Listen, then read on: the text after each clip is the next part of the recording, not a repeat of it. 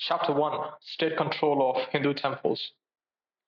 State control of Hindu temple and their property is by far the largest, financially most damaging scam of independent India.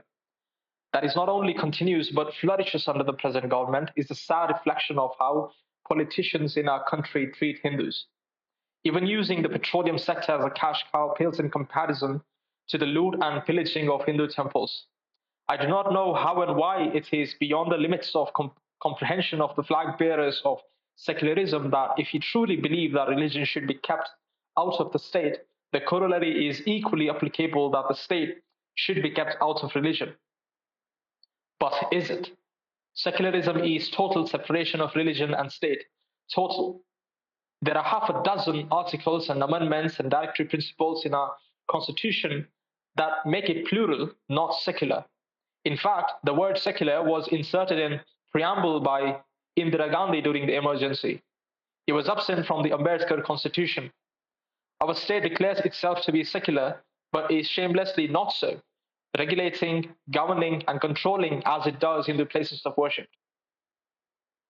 Hindu temples have been for thousands of years the centers of worship, learning, community living, trade and economy, statecraft, and even defense. Every invader has known that to dismantle India, you need to first dismantle this temple ecosystem. And every invader has managed it. What sets the British apart is that they managed to also pass this dismantling on to those who they ruled and subjugated, meaning us.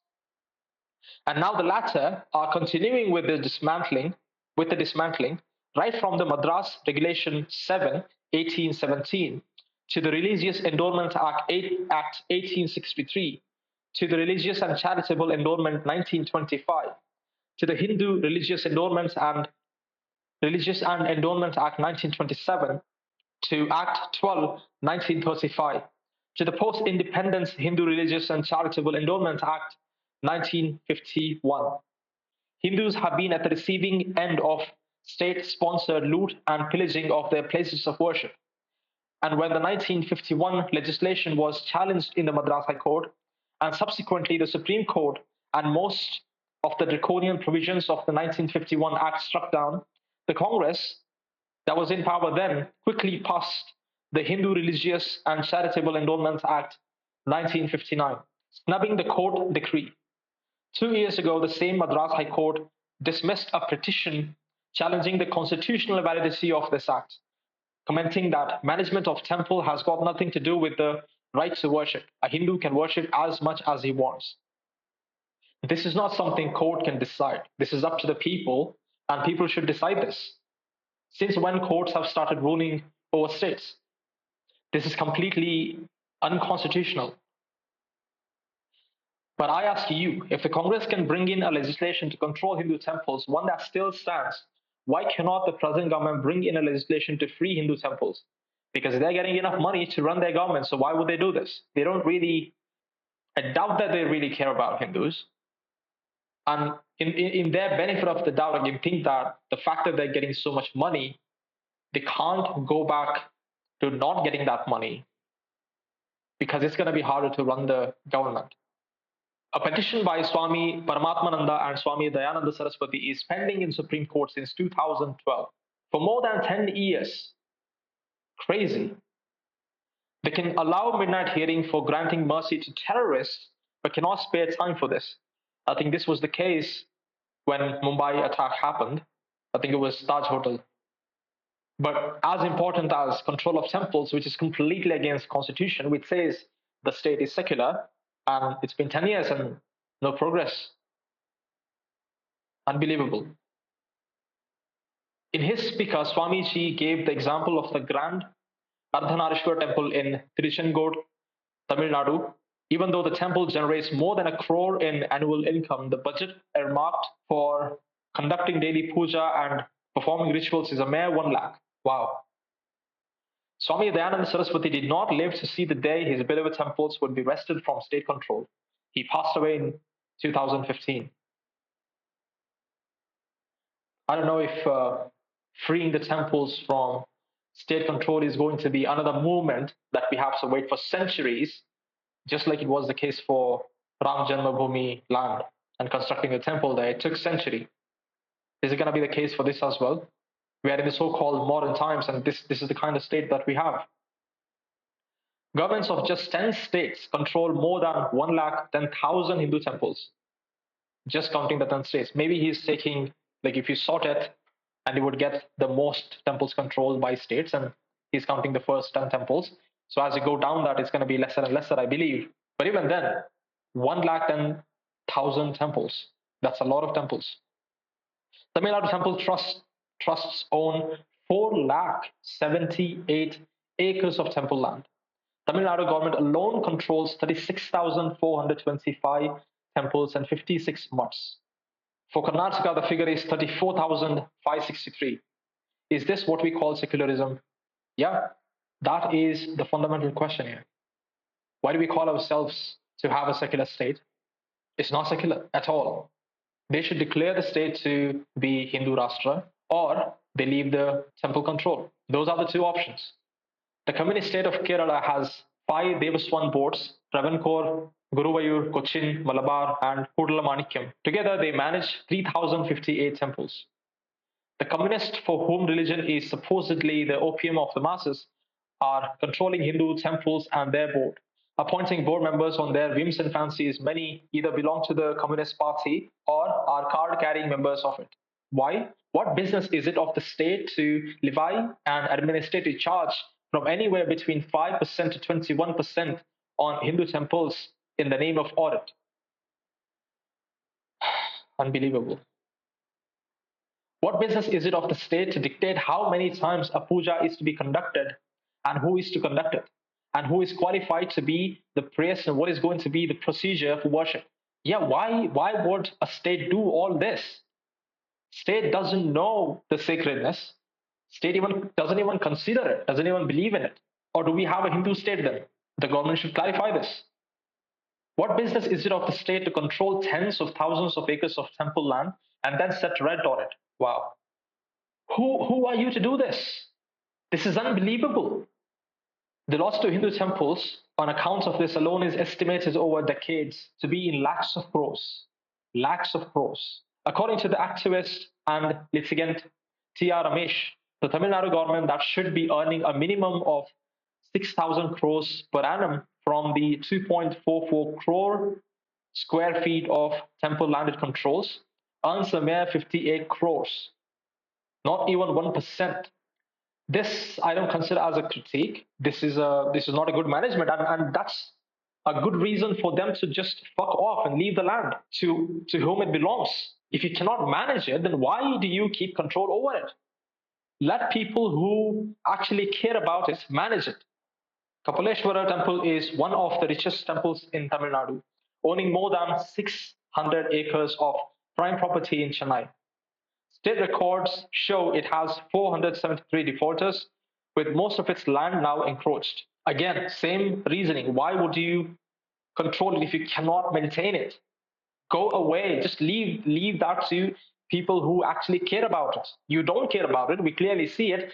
In fact, you're secular. Why are you on our land?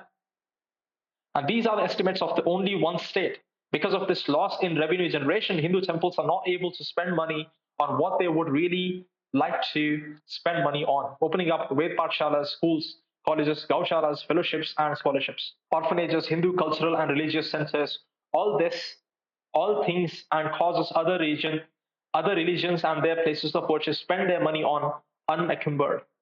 This is true. Now, Hindu institutions do not have money, and because of that, we are not able to teach Veda or Sanskrit.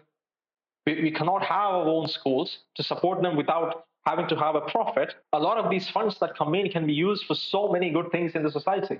Only few we can see here. Even if you don't care about gaushalas, like, don't care about it, fine, because like it's a whole different topic on its own.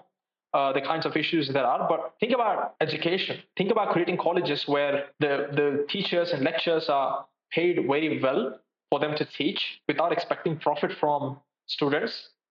Students shouldn't be our customers. Temple can run these things without expecting profit because they have donation. From Hindu philosophy, we know that people who are grihastha, they will contribute to society and they will also donate to temples.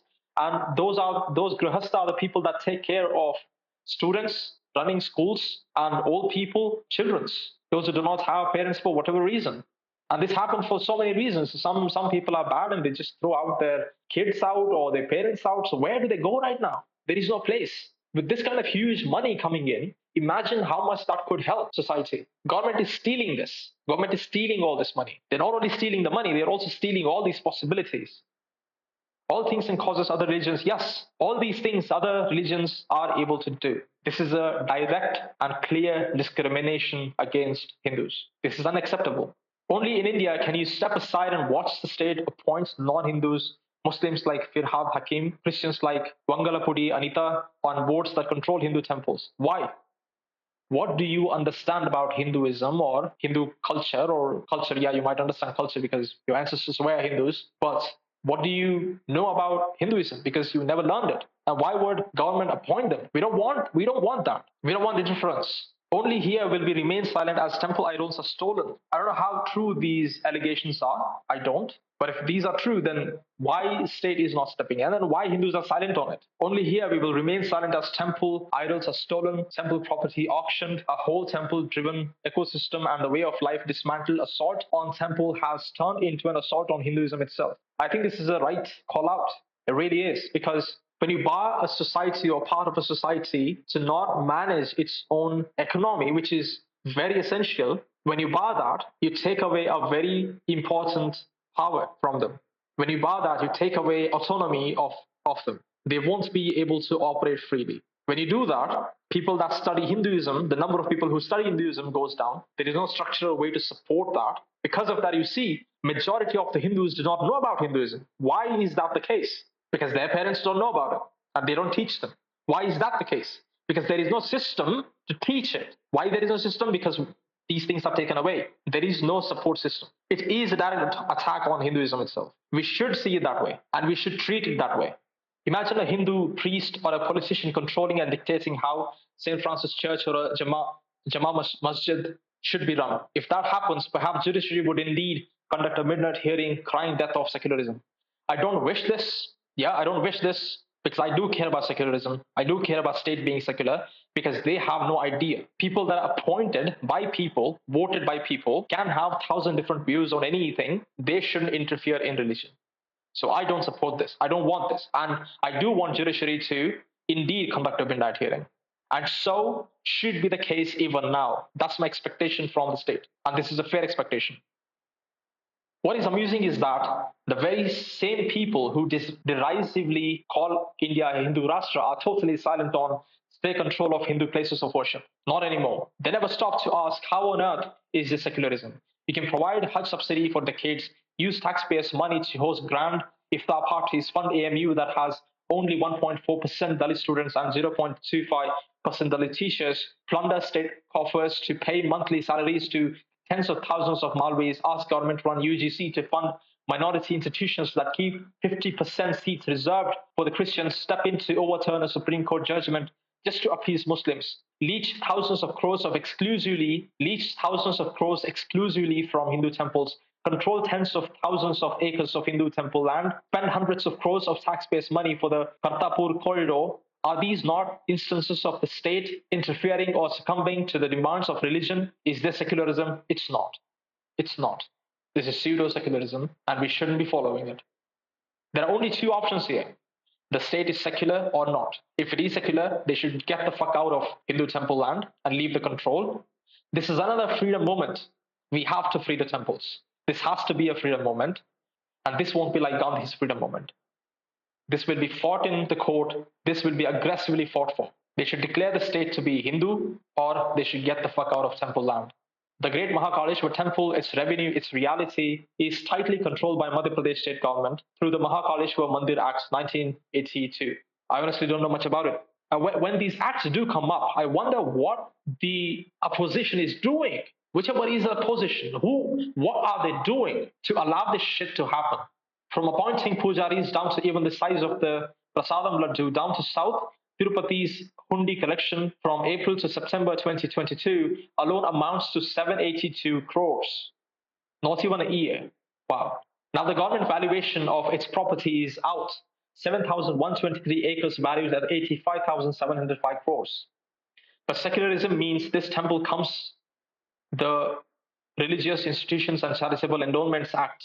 Until a High Court order that was issued recently, Andhra Pradesh Hindu Institutions Act used to force temples that earn 5 lakh or more to pay 21% of their income to the endowment department. Unbelievable. Now, the state has issued orders to set up the Dharmika Parishad with draconian powers to form temple trust boards and extend land lease. Is this secularism? Absolutely not. You have no business in the temple matters, in any religious matter, that for a fact. But I'm a Hindu and I care about this. More than 2 years have gone by. The Tamil Nadu government informed Madras High Court that 1,199 under its control do not have enough money to perform even a single puja. This is the state of some temples, while other temples are looted. How is this different from invaders invading and looting the country? How is this different? Of course, the government is using this fund and investing back into the society, but why should we allow that? As a government, it's your job to figure out a way to earn enough money through taxes or whatever to fund the things that you do in society. Why should it be Hindu money? These are donations.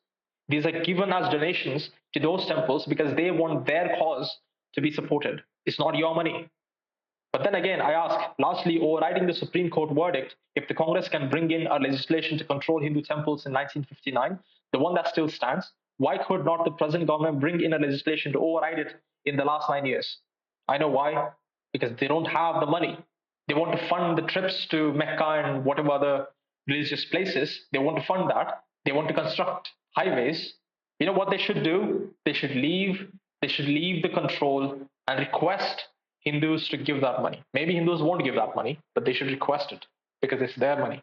You should make a contract with Hindus to pay this much, and we will do these things for Hindus. That it will construct a Ved Pathshalas, that it will construct old age homes, orphan homes, that it will do those things. Because practically, I can understand if there is no money to run the government, then it's going to be very hard for any government to run.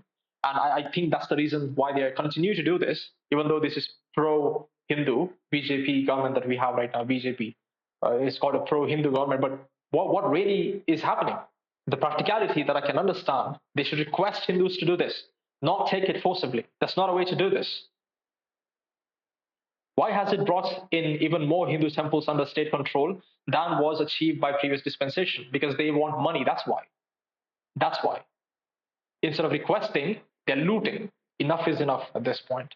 Why does the present government gloat on constructing temple corridor like the one in Kashi at the cost of 339 crores when it could have relinquished control over Hindu temples and allowed the latter to fund hundreds of such corridors over the length and breadth of this country?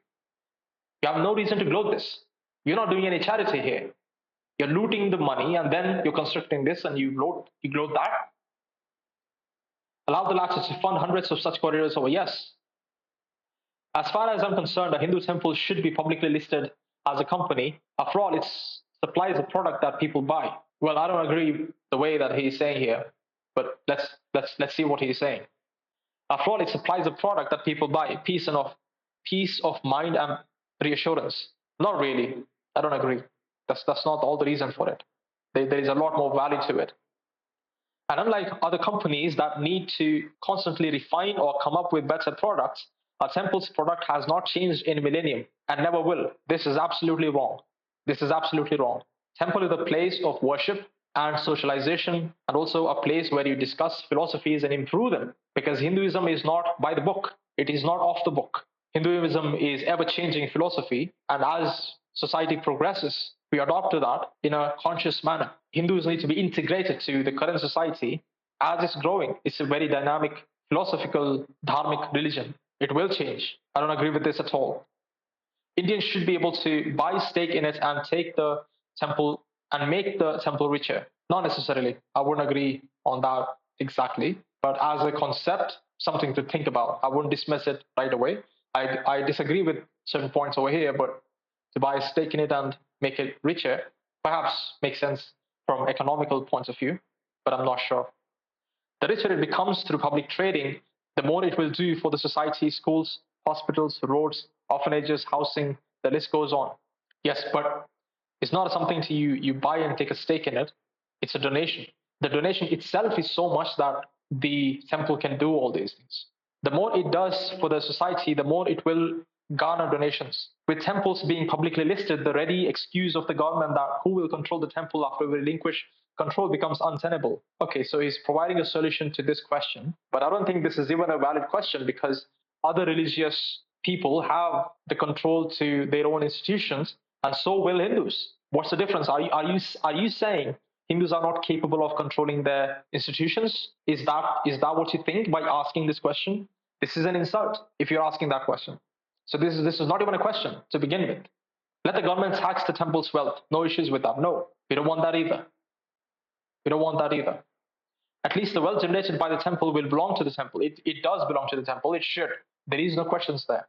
At least then the Hindus will not be blatantly discriminated in their own country. This I agree. I agree to this point. But this, no, it does belong to the temple. All right, that ends the chapter 1, state control of Hindu temples. In the next video, I will continue with the second chapter, injustice towards Kashmiri Hindus.